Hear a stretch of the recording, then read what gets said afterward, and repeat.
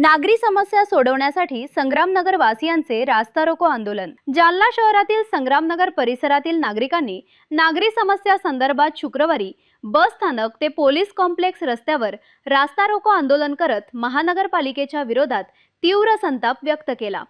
संग्रामनगरातील मुख्य नाल्याची साफसफाई होत नसल्याने नाल्याचे घाण पाणी थेट रस्त्यावर वाहत असून नागरिकांना मोठ्या त्रासाला सामोरे जावे लागत असल्याचा आरोप आंदोलकांनी केला। पावसाळ्यापूर्वी ही स्वच्छता करावी अशी मागणी नागरिकांनी केली आहे। या रास्ता रोकोमुळे काही काळ वाहतूक ठप्प झाली होती। वार्ड क्रमांक 8 में मैं यहाँ पर कम से कम 35 साल से रहता हूँ। संग्राम नगर सीटीएम के स्कूल के एरिया में जब से देखा मैंने, हर नगर सेवक आया, मैं ये नाला साफ कर देगा, मैं ये कचरा निकाल देगा, सब आश्वासन देते रहे, लड्डू हाथ में देते रहे, चले जाते रहे।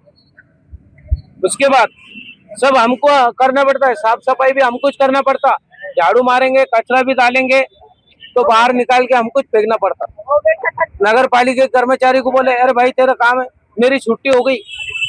कर्मचारी क्या बोलता, मेरी छुट्टी हो गई, अभी मेरा काम कल देखेंगे। और हमने जो ये आंदोलन किया है रोड पर, वही तकलीफ की वजह से हमको रोड पे उतरना पड़ा। नाल्याचा त्रास आहे आम्हाला। नाल्यात लय कचरा, नाला साफ करत नाही, काही नाही। पावसामुळे घरात पाणी घुसतंय, लक्ष देत नाही, काही नाही। नगरपालिकेवाले येत नाही, चक्कर मारत नाही, काही नाही।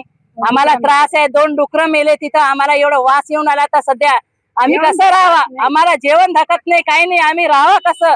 आम्ही माणूस आहे, आम्ही आमचे लेकरं आजारी पडून राहिले।